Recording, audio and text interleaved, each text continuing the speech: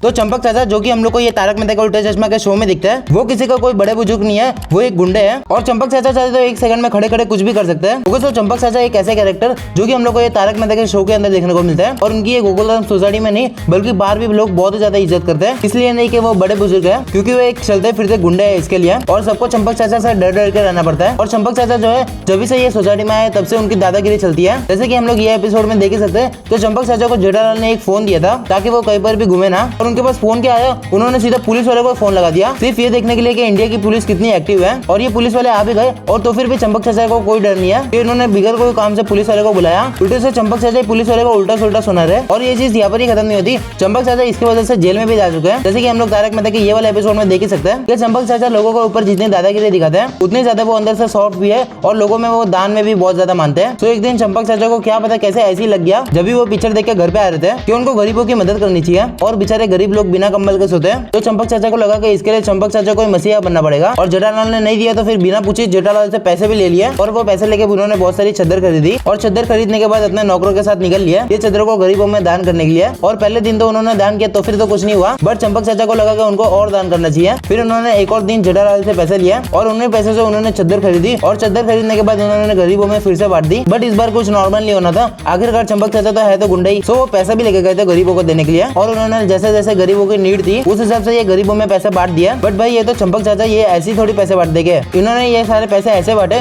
कि ये गरीबों के बीच में झगड़ा हो गया। बट यहाँ पर ही चंपक चाचा फंस भी गए थे इनको पैसा देके। और उस टाइम पे कोई तो एकदम चंपक चाचा जैसी दिखने वाला चोर भी घूम रहा था। तो फिर क्या पुलिस वाले वही चोर को ढूंढ रहे थे। और भाई उन्होंने चंपक चाचा को जेल में डाल दिया। बट चंपक चाचा वहां पर भी नहीं रुके, उन्होंने भाई ये जेल के अंदर जो चोर और मवाली थे उनको भी अपना दोस्त बना लिया और उनको भी अपने साथ ले लिया। भाई साहब चंपक चाचा इतने पहुंचे हुए आदमी है। और फिर क्या जैसे जैसे करके जेठालाल ने छुड़ाया ये चंपक चाचा को। और जेठालाल भी इसके अंदर कम नहीं है, जेठालाल भी भाई गुंडों के साथ बहुत सारा कॉन्टेक्ट रखता है। जैसे कि हम लोग इसके अंदर भी देख सकते हैं कि जेठालाल के माफिया लोग के साथ बहुत सारे कनेक्शन है। भाई साहब ये सिर्फ चंपक चाचा ही गुंडे नहीं है, ये पूरी फैमिली गुंडे है मेरे को लगता है। और भाई साहब चंपक चाचा ये पुलिस वाले लोग के साथ इतना खेलता है तो फिर भी चंपक चाचा को डर नहीं लगता। तो सोचो चंपक चाचा ये सोसाइटी वाले के साथ क्या क्या करते होंगे। भाई साहब चंपक चाचा ने तो भीड़े को इसके अंदर बिल्कुल भी नहीं छोड़ा है। और खास करके ये टप्पू ने। और ये जो दादागिरी है ये हम लोग टप्पू के अंदर भी देख सकते हैं, क्योंकि एक बार क्या पता क्या लफड़ा होता है ये भीड़े और ये जेठालाल की फैमिली के अंदर, ये सब लोग आपस में फाइट करते हैं। और जैसे कि हम लोग यहाँ पर देख भी सकते हैं कि टप्पू भी भाई डरता नहीं है किसी से, उसने भी भीड़े को भिंडी बोल दिया था और ये भीड़े कुछ भी नहीं कर पाया था। भाई साहब ये पूरी जेठालाल फैमिली का कुछ अलग ही दबदबा चलता है। और हम लोग तो ये जेठालाल के बहुत सारे गुंडे वाले लुक्स भी देख सकते हैं। और ये जो चंपक चाचा है उनकी भी नजर कुछ अच्छी नहीं है।